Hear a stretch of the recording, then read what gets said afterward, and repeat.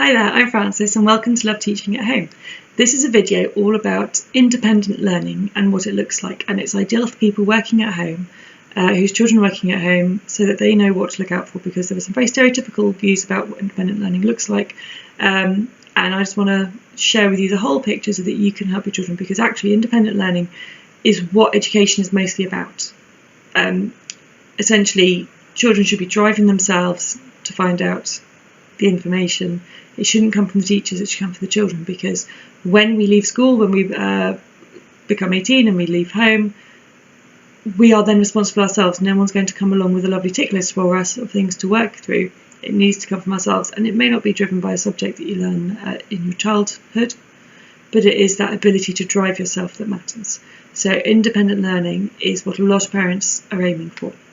So the stereotypical vision in my mind, when I think about independent learners, think about, I don't know, boys in the library with their headphones on, sort of ploughing through their work, getting it done for their exams. Think about girls sitting cross-legged, notes all around the floor, working really, really hard.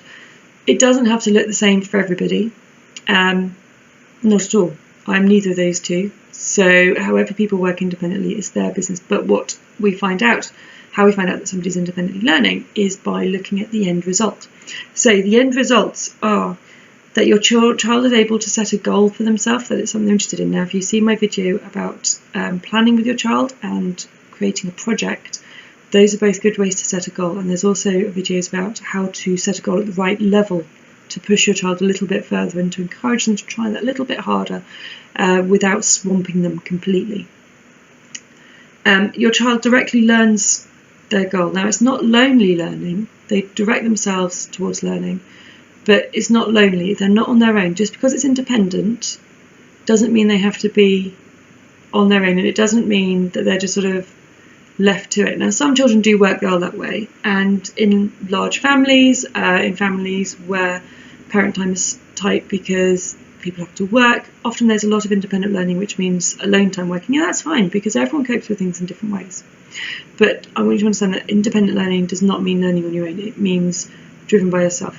So if they get stuck, it means being driven to find the answer to that question. And it means recognising in themselves when they actually have done enough work, not because they're feeling lazy, but because they actually have completed the task that they want to or are able to that moment. Excellent. Let me just check my list. And the final part of independent learning is that they know the next steps to be taken, which brings us back to the project work as well. So if you see the project work video, so it's looking for, the independence is looking for the next steps so that they are driving themselves forward. What we see in schools a lot, and we also see at home because it's a model that people are familiar with, is sort of sitting down, doing the worksheet, tick, tick, tick, tick, tick, right, learning son, off you go, come back tomorrow and we'll see what we're going to learn. And then the parent or the teacher sits up in the evening and plans something for the next day, and the child comes in, they do some learning, tick, tick, tick, and off you go. And that does work for getting information in, for covering a lot of things. If you've got an exam syllabus you're working towards, that is a surefire way of covering the content. But if you want your child to engage at a deeper level with more understanding, they need to take a little bit more control of what they're doing. And they can do that themselves by engaging further with the information. It is also a really good way of re-engaging disengaged children. One of the things about being disengaged is that they just can't be bothered to move forwards. Now, whatever that can't be bothered is to do with, and it's not usually because they're lazy, it's because they're feeling like they can't do it, they're feeling like it's something they're not interested in, then maybe they're afraid of it, like they feel like it's just too difficult for them to do, or it's not worth their time, they can't see the point in doing it. There's lots of different reasons that people become disengaged. Once you can achieve independent learning status, so once you can achieve the point where your child is pushing themselves and driven, that will get rid of most disengagement across the board. So if you can find one thing that they're driven in, when you can find a way to relate all the rest of the learning to that topic, whatever it is that they're driven in, or that goal that they're driving towards, and that's usually the case if they've got a goal that they're working towards. If you can put everything else in place so it works towards that goal with them, they'll become a lot more driven. So independent learning is great because it deals with disengagement. It's great because it's an important life skill that we all need as adults. If you want success, if you want to be running your own business, if you want to be running somebody else's business, whatever it is, if you can show initiative and you can show problem solving and you can show confidence in yourself, and all of that comes from independent learning, then you'll be better set than otherwise.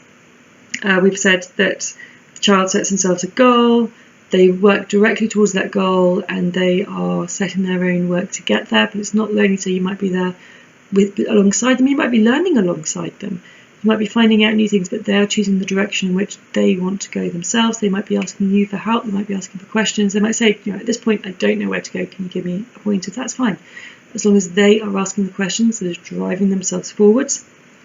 And we've also said when they know that they've answered the question, so when they know when to stop, basically, so they've got enough information, they've sort of captured enough facts to put together, they've used the facts in an interesting enough way, and they've created a satisfactory answer to the question, they can say, yes, now I know when to stop.